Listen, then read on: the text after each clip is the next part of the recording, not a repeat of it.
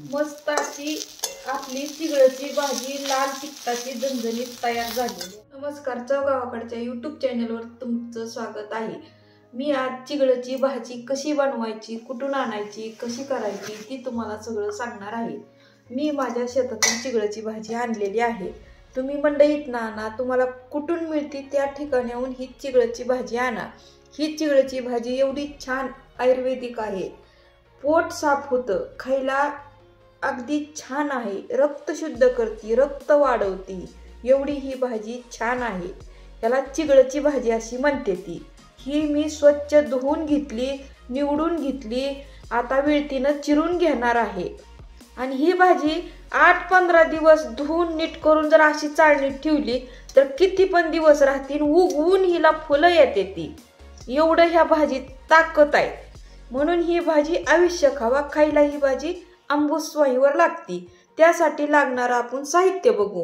मी 2 कांदे घेतलेत, हरभऱ्याची डाळ भिजत घातली, तुम्ही तुरीची घाला, मुगाची घाला, मटकीची घाला, तुमच्या आवडीनं घाला। मी हरभऱ्याची घातलेली छान लागते म्हणून।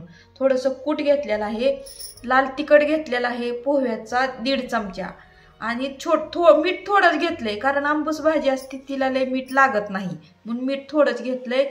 आणि लसणाच्या पण 2च कुड्या घेतल्यात पाकळ्या, आणि थोडीशी कोथिंबीर घेतली, जिरी मोहरी फोडणीसाठी घेतलंय, आणि तेल पण घेतलंय मी अर्ध फुलपात्र। पण एवढं तेल मी टाकणार नाही, ही 4च चमचे तेल टाकणार आहे, जास्त तेलाची ह्या भाजीला गरज नसते। आणि ही कांदे सोलून बारीक चिरून घेणार आहे।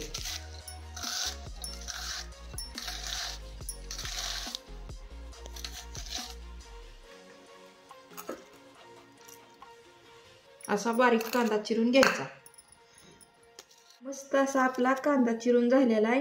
थोडा मोठाड बी राहिला तरी चालतोय, बारीक चिरव असं काय नाही। आता कांदा चिरून झालाय, आता भाजी चिरणार आहे। ही भाजी कशी असते, अशी एकामेकात अडकलेली असती, मग ही अशी करायची आपण।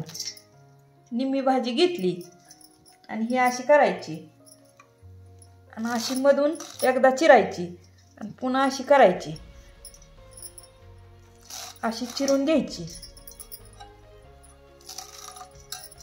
चाकून चिरा, इळीनं चिरा, तुम्हाला जशी सोपी वाटती अशा पद्धतीनं भाजी तुम्ही चिरून घेऊ शकता तुमच्या सोयीनुसार। पण ही भाजी आयुष्य खात जावा, ही भाजी खूप चांगली आहे खायला। भाजी आता आपली मस्तपैकी चिरून झालेली आहे। ही भाजी चिरायला पण लय सोपी आहे, हाताने असे तुकडे केले तरी चालतंय, काय नाही एवढं बारीक चिरावी अशी काय नाही। कांदा पण लय बारीक चिरायचा नाही, आवडदोवड चिरला तरी चालतो। आता कढई गरम झालेली आहे आपली, आता तेल आता जिरी मोहरी टाकायला मी भरपूर टाकायला लागली, भाजीत छान लागते जिरी मोहरी। चांगली मोहरी तडतड झाली, आता कांदा टाकून घ्यायचा।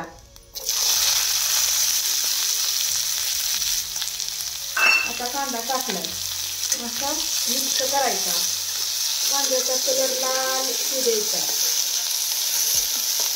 गॅस मोठाच राहू द्यायचा, म्हणजे कांद्याचा कलर लालसर भाजीवर येतो।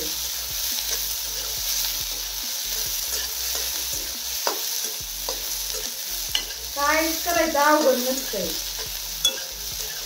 करीत राहायचं। मस्त असं मिक्स करीत राहायचा सारखा, हाताचं बंद ठेवायचा म्हणजे एकसारखा कांदा चौकून सगळा सारखा भाजला जातो। मस्त असा कांदा आपल्या भाजलेला आहे।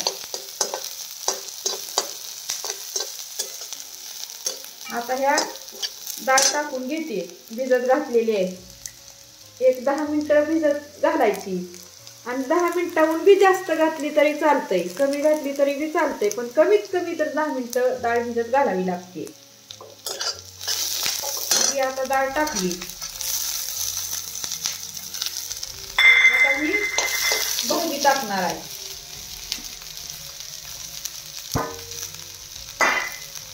आता ही तिखट मीठ सगळं टाकणार आहे ह्यातच।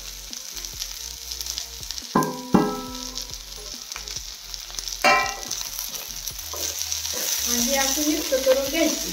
त्या भाजीला फक्त मीठ लय खपत नाही टाकलेलं, कारण ही भाजी अमृत वायूवर असते. जर मीठ जास्त झाली तर मग भाजी खाऊ वाटत नाही.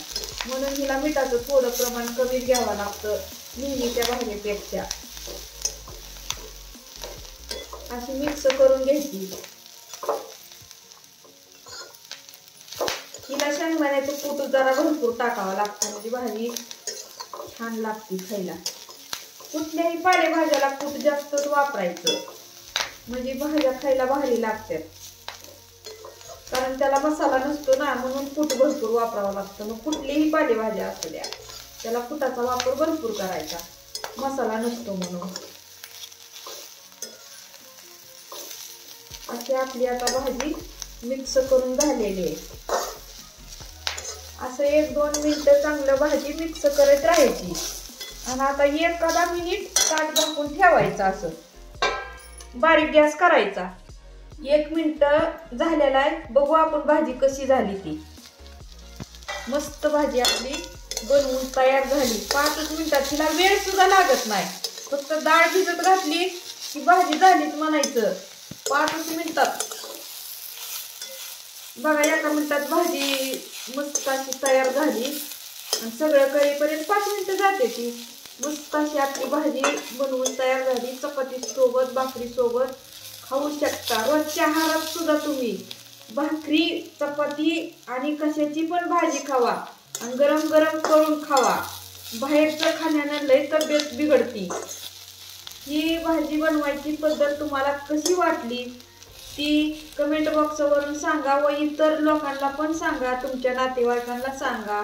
चॅनलला सबस्क्राईब करा. धन्यवाद.